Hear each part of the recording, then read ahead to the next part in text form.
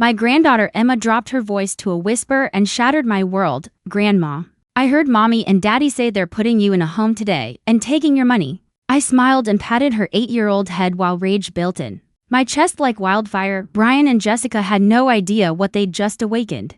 If you're watching this, subscribe and let me know where you're watching from. But let me back up and explain how I ended up babysitting for two of the most ungrateful people on God's green earth. 18 months ago, my husband Frank passed away suddenly from a heart attack. Brian and Jessica swooped in like vultures, all concern and fake tears. Mom, you can't live alone anymore, Brian insisted. Come stay with us, we'll take care of you. What they really meant was, come be our live-in nanny and ATM. But Emma's innocent revelation changed everything. While she colored at the kitchen table, I quietly called my lawyer, David Morrison. We'd gone to high school together and he'd handled Frank's will. David, it's Margaret Sullivan. I need an emergency appointment today. Can you meet me at 2? Everything okay, Maggie? He asked.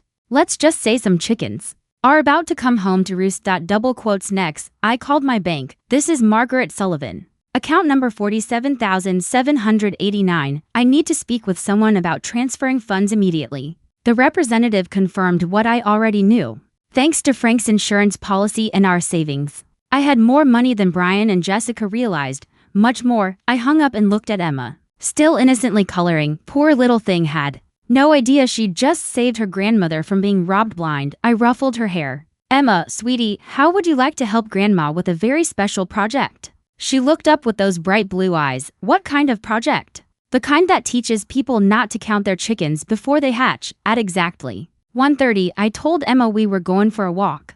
I grabbed my purse, the one with all my important documents that I'd started carrying everywhere after Frank died. Call it widow's intuition, but I'd sensed this day might come. We walked to the corner coffee shop where David was waiting. He looked concerned as I explained the situation.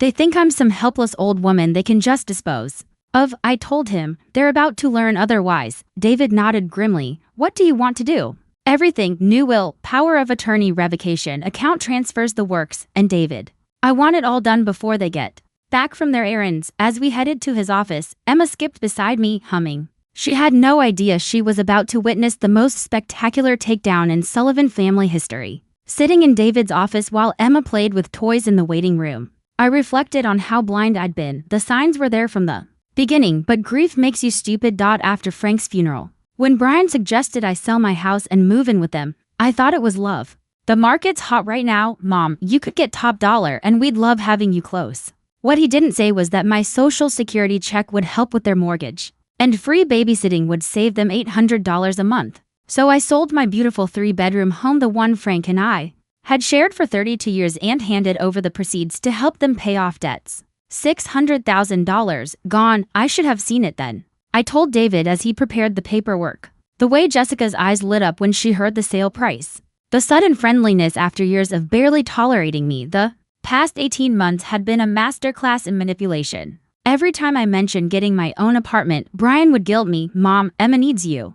You're so good with her. Besides, at your age, wouldn't you rather be with family? At my age, I was 67, not 97. I could drive, cook, think, and apparently plan revenge better than they could plan their pathetic scheme. Jessica had been more subtle, but just as calculating. Oh, Margaret, your experience with children is invaluable. Emma's doing so well in school. It's definitely because you help with homework. Translation, keep doing unpaid labor while we go out 3 nights a week. The worst part? How they'd isolated me from friends. You're so busy with Emma. We didn't think you'd want to join book club anymore, the church ladies called. But we told them you weren't feeling up to visitors. Little by little, they'd cut me off from my friends, from my support system, slowly, systematically. But they made one crucial mistake.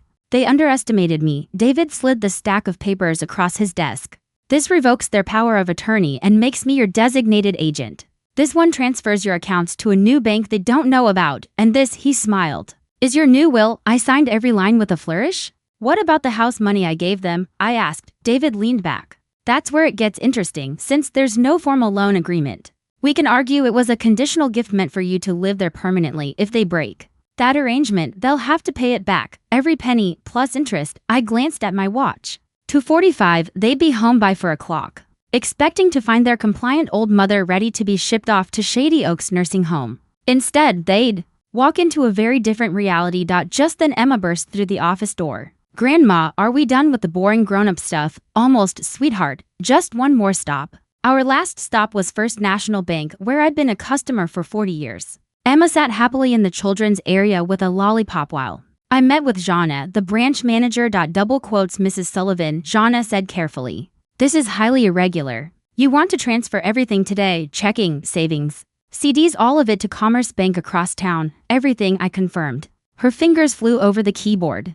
That's quite a substantial amount. Are you sure about this? I thought about Brian's face that morning, how he couldn't quite look me in the eye. How Jessica hugged me extra tight, like she was saying goodbye. How they'd asked me to stay home with Emma instead of going along with them, breaking their usual pattern. I've never been more sure of anything in my life, I said.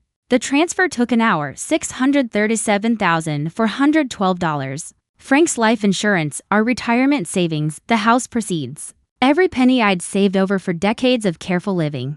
Money they assumed would be theirs once they declared me incompetent and took control. Jana hesitated. Mrs. Sullivan, if you don't mind me asking, why the sudden urgency? I smiled sweetly. Let's just say some people are about to learn you don't count your chickens before they hatch. By 3:30, Emma and I were back home. I sent her to her room to play and headed for the kitchen. If this was going to be my last meal in this house, I wanted it to be memorable. Pot roast with mashed potatoes, their favorite. As I peeled potatoes, I imagined their conversation that morning. The appointment at Shady Oaks is at 5. Brian would have said, we'll tell her after dinner. By tomorrow, she'll be settled in her new home, and we can start the power of attorney paperwork. I bet they'd already planned how to spend my money. Jessica had been eyeing a new SUV for months. Brian mentioned renovating the kitchen and that European vacation. They'd probably been dreaming about it all week. At 3:45, I heard the crunch of tires in the driveway. I smoothed my apron, checked my reflection in the kitchen window. A harmless old grandmother preparing dinner for her loving family. Perfect. The front door opened. Their voices louder than usual, forced cheer in every word. Mom, we're home, Brian called. Something smells amazing, just making your favorite. I answered brightly. Emma's in her room. How were your errands? There was a pause. Fine, Jessica said quickly. Just, running around town. I smiled to myself. While they'd been running around town, plotting my downfall, I'd been running circles around them. Dinner was a masterpiece of passive-aggressive theater. I served their plates with extra care, asked about their day with genuine interest, even complimented Jessica's new haircut. They squirmed like guilty children, glancing at each other when they thought I wasn't looking. This roast is incredible, Mom, Brian said, though he barely touched his plate. You really outdid yourself. Well, I wanted tonight to be special. I gave him a warm smile. You never know when things might change, Jessica nearly choked on her mashed potatoes. Change? What do you mean? Oh, just life in general, dear. Nothing stays the same forever, does it? They managed to get through dinner, though the tension was thick enough to slice with a knife. Emma, bless her, chattered happily about school, oblivious to the storm at the table. At 7 o'clock, Brian cleared his throat. Mom, could we talk to you? In the living room. Emma, go play in your room for a bit. Here it comes, I thought.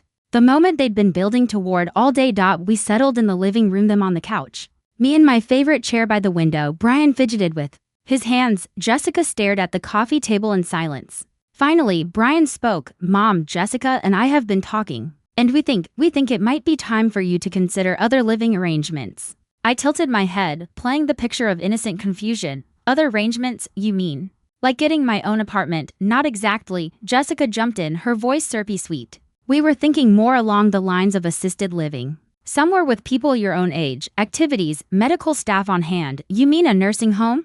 It's not a nursing home, Brian said quickly. It's a lovely community we visited today. Shady Oaks, they have a beautiful facility, great programs, and you've already made arrangements, haven't you? I cut in. Another guilty glance between them. We thought we'd explore options, Brian said weakly. I leaned back in my chair and let the silence stretch. They expected tears, protests, maybe even begging. Instead, I smiled. Well, that's interesting timing. Jessica's voice sharpened. What do you mean? I said, pulling out my phone. I spent today exploring options too. I scrolled to David's contact and hit call. David, it's Margaret. Could you come over now? Yes.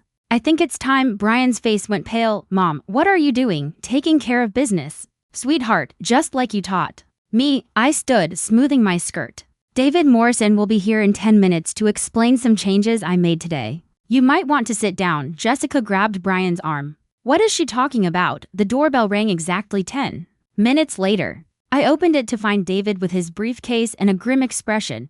Good evening, Margaret, Brian. Jessica, David, I said cheerfully. Why don't you explain to my son and daughter-in-law what we accomplished today? David settled into the armchair across from them. Brian and Jessica looked like they were facing a firing squad. Thankfully, Emma was asleep upstairs, spared from the atomic bomb I was about to drop. Where should I begin?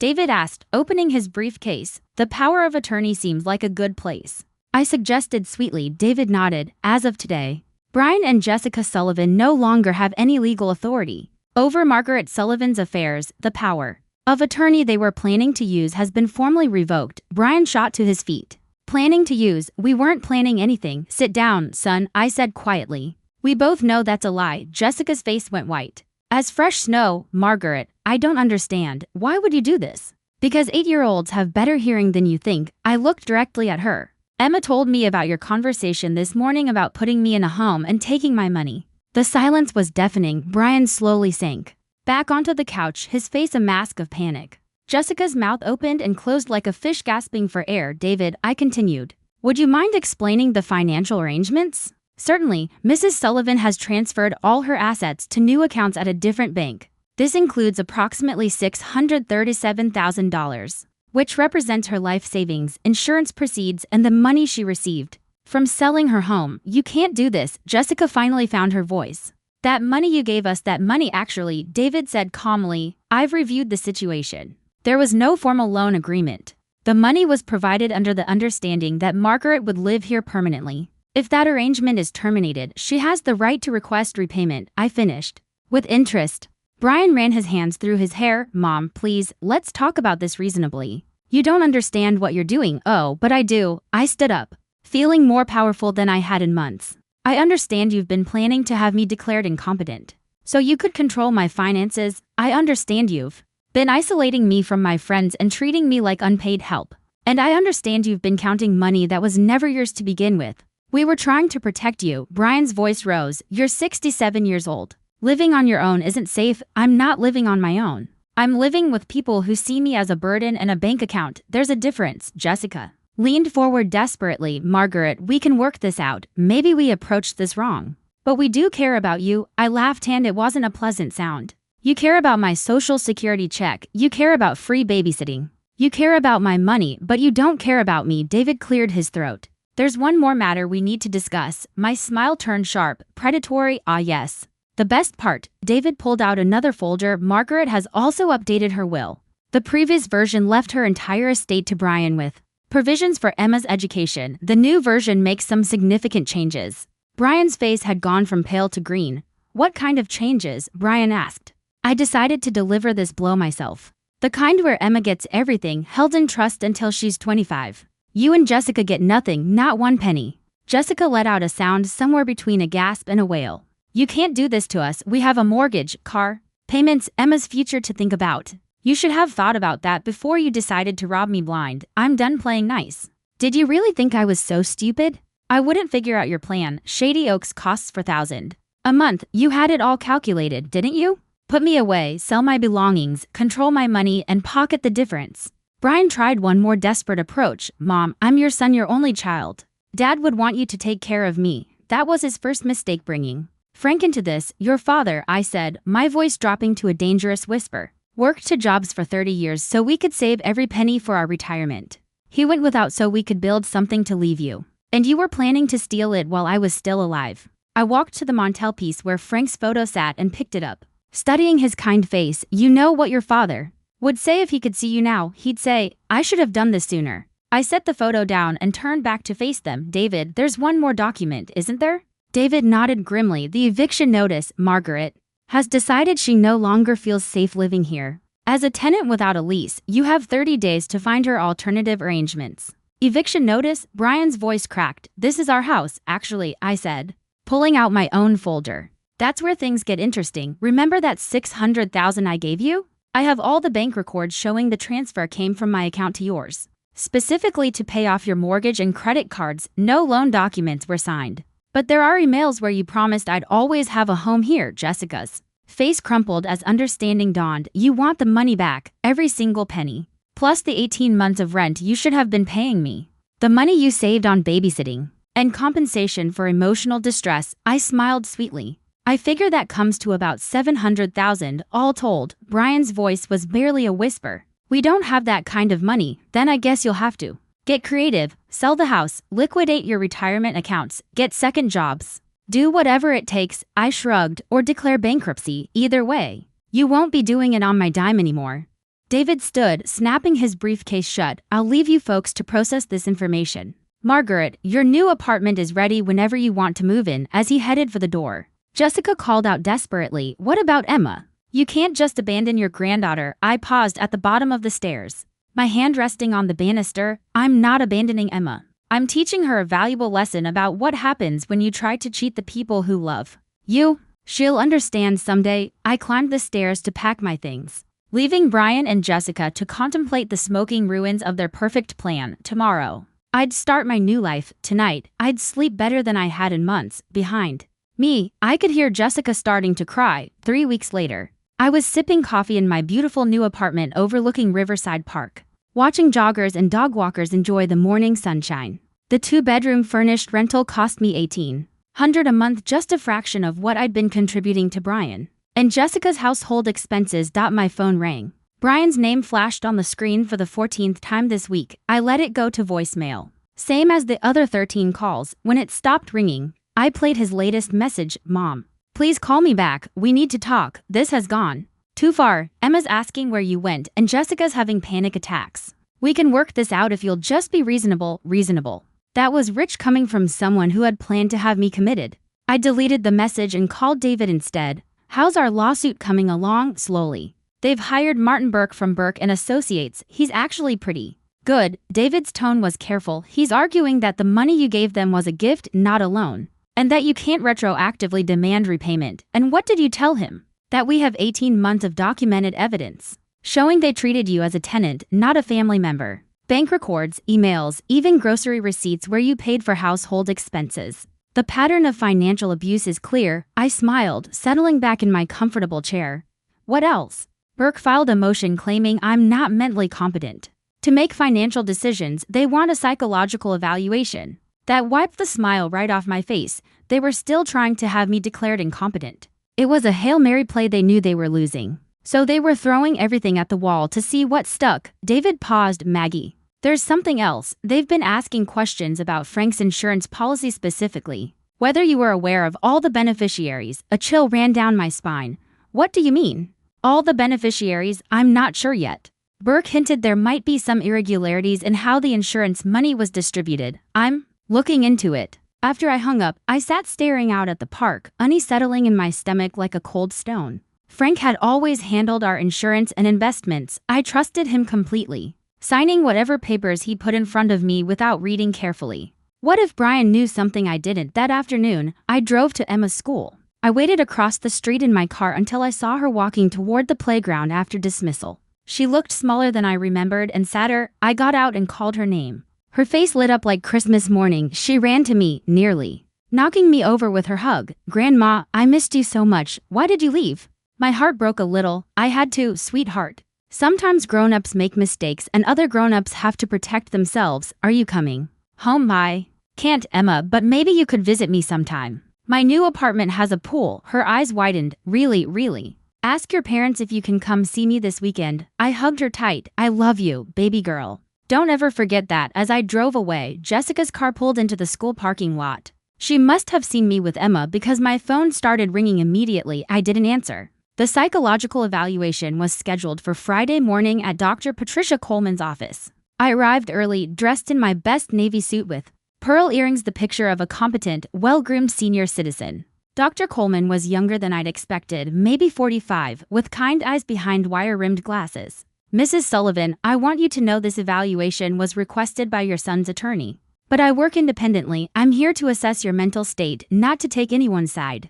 I appreciate that, Dr. Coleman. For 2 hours, she put me through cognitive tests, memory exercises, and questions about my recent decisions. I answered everything honestly, explaining my reasoning for each financial move I'd made. You seem to have very clear recall of events and strong analytical skills, she noted. Can you tell me about your relationship with your son and daughter-in-law? I chose my words carefully. They're struggling financially, and I think they saw me as a solution to their problems rather than as a person with my own needs and rights.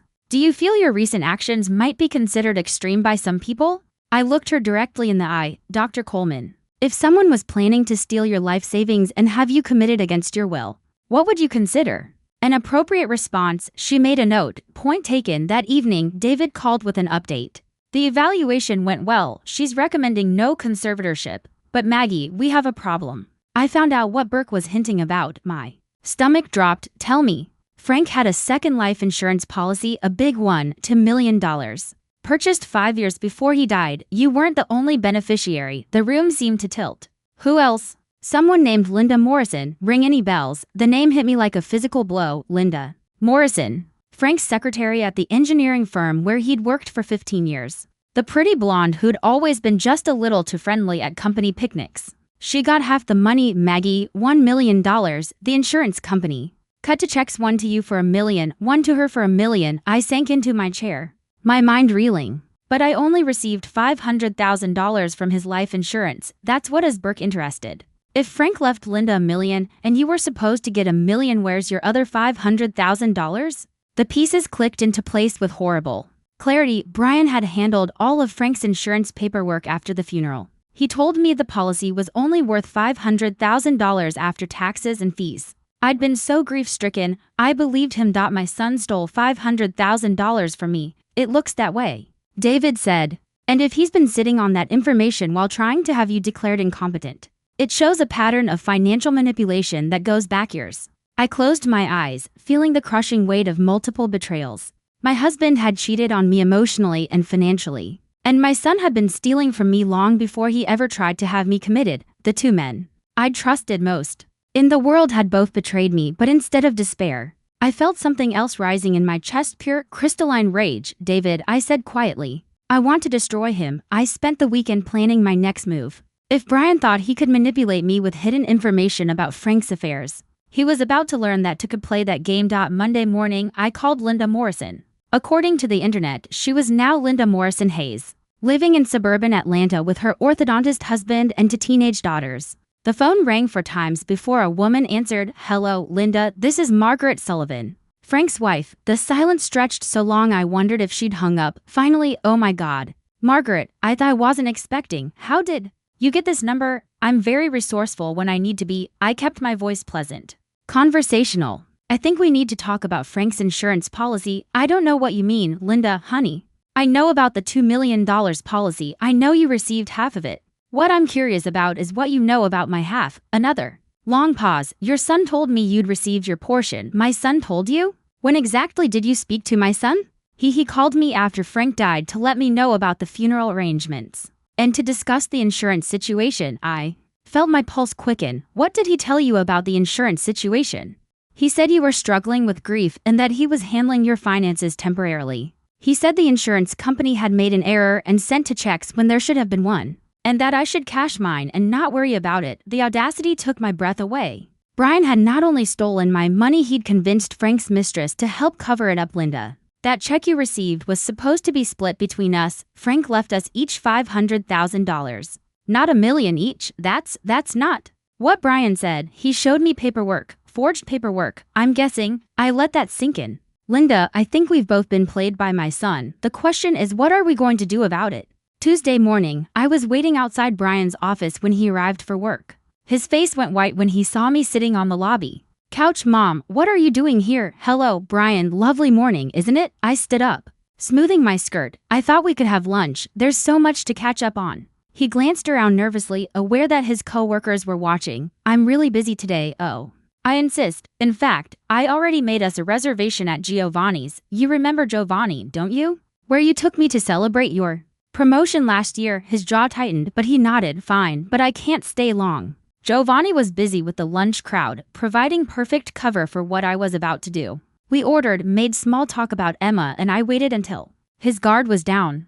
Then I smiled sweetly. I had the most interesting conversation with Linda Morrison yesterday. Brian's fork clattered against his plate. His face went through several shades before settling on ash gray. Around us, the restaurant hummed with normal lunch chatter while my son contemplated the ruins of his carefully constructed lies. I don't know what Linda told you, he finally managed. She told me you convinced her the insurance company made an error. that she deserved the full million instead of the $500,000 Frank actually left her. I took a sip of iced tea, savoring the moment. Imagine my surprise when I realized you'd stolen $500. Zero from me to cover up your father's affair. I was protecting you. Brian's voice rose, then dropped when other diners turned to look. You were devastated after Dad died. Finding out about Linda would have destroyed you completely. So you decided to profit from my ignorance. Instead, it wasn't like that. I used that money to pay off our house, to secure Emma's future. You would have just put it in savings anyway, I laughed, a sound sharp enough to cut glass. You stole $500,000 from your grieving mother and convinced yourself it was for my own good. The arrogance was breathtaking. Brian leaned across the table desperately. Mom, please let me explain everything. Dad left Linda that money because she was pregnant. The world seemed to stop spinning. What? Linda was pregnant with Dad's baby. She lost it in the 4th month. But Dad had already changed his beneficiary to provide for the child. When she miscarried, he was going to change it back. But then he had the heart attack. I stared at him, processing this new layer of betrayal. Frank hadn't just had an affair, he'd gotten his mistress pregnant. And Brian had known all along. How long have you known? Linda called me right after the funeral. She was a mess, grieving for Dad and dealing with the miscarriage. She showed me the medical records, the insurance paperwork, everything, and instead of telling me the truth, you decided to steal from both of us. I convinced her she deserved the full million after what she'd been through. And I used your half to pay off our debts. So you wouldn't have to worry about us struggling financially while you grieved. The twisted logic was almost impressive. You stole from me to pay your bills and convinced yourself it was charity. Brian's phone buzzed. He glanced at it and went even paler. It's Jessica. She says David Morrison is at the house with papers. I smiled. Oh, that'll be the criminal fraud charges. I filed them this morning. Criminal charges? Insurance fraud, elder abuse, theft by deception. David was quite thorough. I signaled the waiter for the check. You see, Brian, when you forge documents and lie to insurance companies about beneficiaries, that's a felony. When you steal money from your elderly mother, that's elder abuse. And when you do it while planning to have her declared incompetent, well, that shows premeditation. Brian's hands were shaking. Mom, please think about Emma. If I go to jail, you should have thought about Emma before you decided to become a criminal. I stood up, leaving money for my lunch, but don't worry about her. She'll be well provided for. In fact, she'll be getting quite a bit more inheritance than originally planned. What do you mean? I leaned down and whispered in his ear. Linda's giving me back the money that was rightfully mine, all of it. Turns out she's not as comfortable with theft as you are. Brian's face crumpled. You can't do this to me. I'm your son. You're right. You are my son, and that's what makes this so much worse. I walked out of the restaurant and climbed into my car, hands steady on the wheel. One more stop to make. The next morning, I sat in my apartment watching the news coverage of Brian's arrest. Local insurance agent charged with elder abuse and fraud, the anchor reported. Brian Sullivan allegedly stole over $500. Zero from his mother's insurance settlement while planning to have her declared mentally incompetent. My phone had been ringing all morning. Reporters, neighbors, old friends who'd seen the story. I ignored them all except one call. Grandma. Emma's voice was small and scared. Mommy's crying and she won't tell me why Daddy isn't coming home. My heart broke for this innocent child caught in the middle of adult ugliness. I'll be right there. Sweetheart, I found Emma at her friend's house, where Jessica had dropped her off before heading to the jail to see Brian. The 8-year-old looked lost and confused, clutching her stuffed rabbit. Are you in trouble too, Grandma? I knelt down to her level, taking her small hands in mine. No, baby, I'm not in trouble. Sometimes grown-ups make very bad choices and they have to face consequences. Is Daddy a bad person? Your daddy isn't bad, Emma, but he did bad things and now he has to make them right. Over the next few hours, I explained everything to Emma in age-appropriate terms.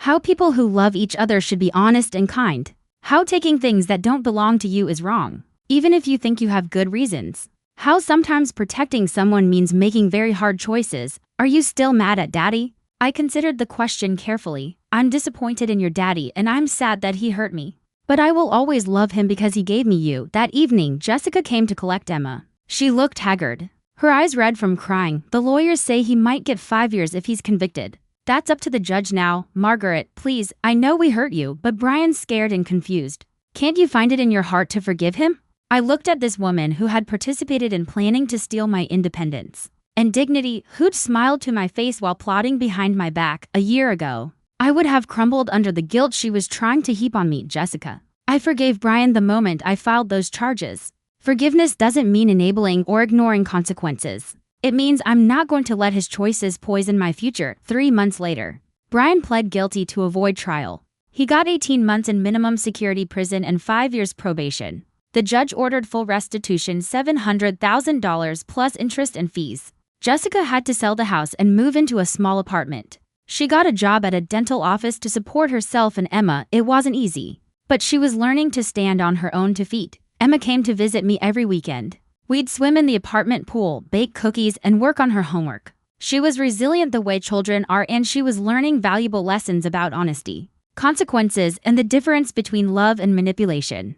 As for me, I enrolled in community college art classes, joined a book club, and started volunteering at the animal shelter at 67. I was finally living the life I wanted, instead of the life others expected of me. Frank's betrayal still stung sometimes late at night when I was alone with my thoughts. But I'd learned something important: being hurt doesn't make you weak, and being kind doesn't make you stupid. The day Brian was released from prison, he called me, "Mom, it's me. I know I don't deserve it, but could we try to start over?" I looked out my window at the park, where children were playing and couples were walking hand in hand. At the world full of possibilities I'd almost let slip away. "Yes," I said finally, "but this time we do it on my terms." Some stories end with reconciliation and forgiveness. Others end with justice and new beginnings. Mine ended with both. Thanks for listening. Don't forget to subscribe and feel free to share your story in the comments. Your voice matters.